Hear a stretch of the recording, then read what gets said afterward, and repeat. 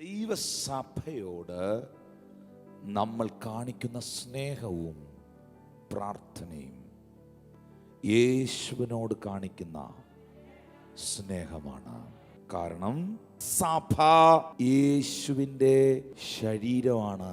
ഞാനൊരു കാര്യം നിങ്ങളോട് ചോദിക്കും. നിങ്ങളൊരു കമ്പനി നടത്തുകയാണ്. നിങ്ങൾക്ക് അതിനകത്ത് 4 സ്റ്റാഫുണ്ട്.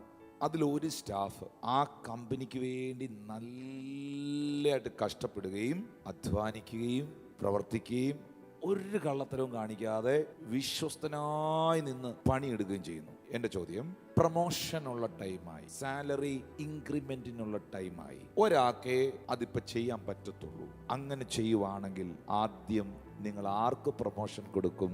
വിശ്വസ്തമായി ആ കമ്പനിക്ക് വേണ്ടി, ആ പ്രസ്ഥാനത്തിന് വേണ്ടി പണിയെടുക്കുന്ന ആൾക്ക്, അല്ലേ? സഭ എന്ന് പറയുന്നത് യേശു കർത്താവിൻ്റെയാണ്. അവൻ്റെ പ്രസ്ഥാനമാണ്, അവൻ്റെ ഉടമസ്ഥതയിലുള്ളതാണ്.